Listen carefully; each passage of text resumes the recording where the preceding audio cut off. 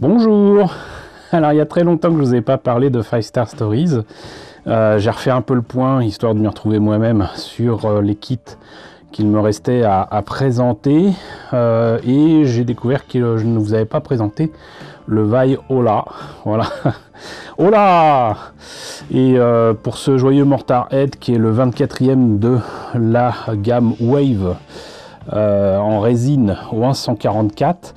Je pense en fait que je ne vous l'avais pas encore présenté parce que je n'avais pas d'informations à vous donner dessus et c'était quand même un peu dommage. Donc depuis, j'ai trouvé quand même un tout petit peu d'informations sur le net. J'ai pas remis la main sur mes nombreux volumes japonais de 5 Star Stories pour vous dire de quel volume il est tiré.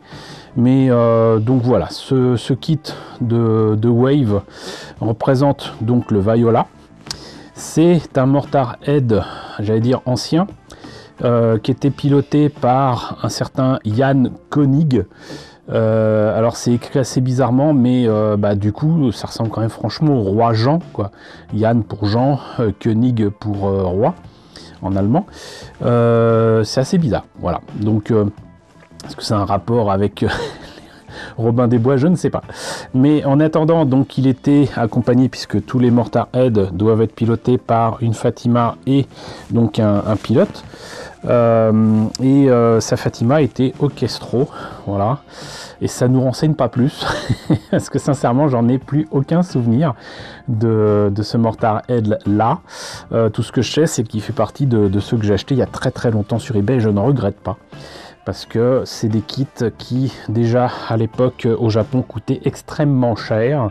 Je les ai eus à un prix tout à fait sympathique sur eBay.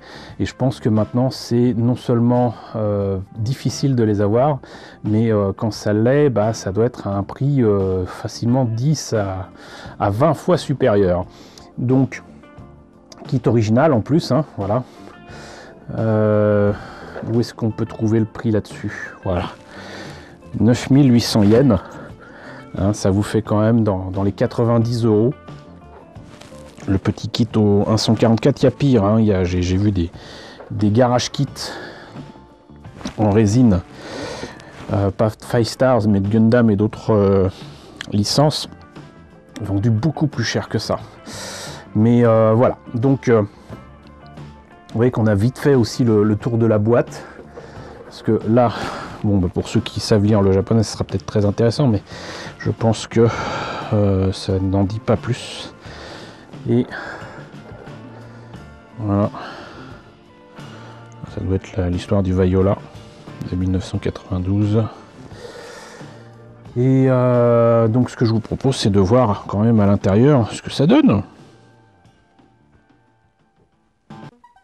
Alors, notice toujours aussi imposante, hein, pour un si petit kit. C'est pas de la vulgaire photocopie, hein, c'est imprimé, mais ça reste en noir et blanc. Donc les indications pour travailler la résine et boucher des trous, assembler les pièces, les nettoyer avant, etc. Les pièces en présence, il y en a un certain nombre et surtout c'est fin, c'est très petit. Je pense pas d'ailleurs que je les sortirai de leur sachet, parce que les autres, les pièces se baladent et tout, et il y a de fortes chances que je perde des pièces, donc on va pas prendre de risques.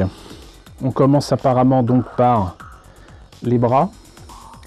Il y a des petits morceaux de tuyaux à mettre ici et là, à couper. Je crois que j'ai vu un bout de câble, c'est vraiment tout petit.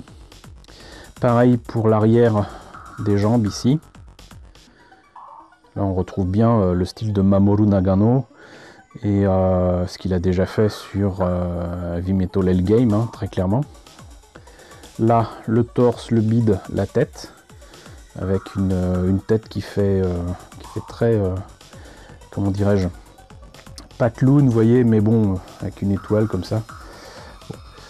Le backpack, j'imagine, ou l'arrière de la tête. Le bassin avec les jupes, que serait un mecha japonais sans des jupes. Et bon, là en fait je pense qu'il s'agit du backpack, qui doit peut-être aider le Vaiola à, je sais pas, à voler ou à sauter, ça on dirait un élément de parachute. L'épée. Ensuite, on réunit bien évidemment les membres, le torse, les jupes, le bassin et tout ça. On met l'élément arrière qui doit pas être évident à garder en place. Heureusement que c'est pas quelque chose d'articulé. Et c'est supposé donner ça. Voilà, donc vous voyez qu'effectivement, à l'arrière, c'est assez étrange. Hein. C'est voilà, c'est du Mamoru Nagano, quoi. Et donc là, je vous parlais, voilà, de câble, et c'est livré avec. Voilà, c'est une espèce de ressort si vous voulez, quoi. Et donc ça sera à découper. Et les éléments en résine que je ne sortirai pas, les voici.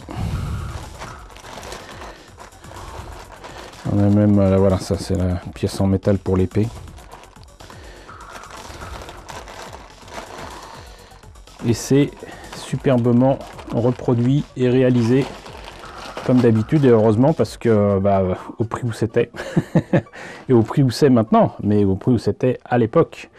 Voilà, donc écoutez, c'était le Vaiola qui est bien protégé avec ces petits morceaux de polystyrène.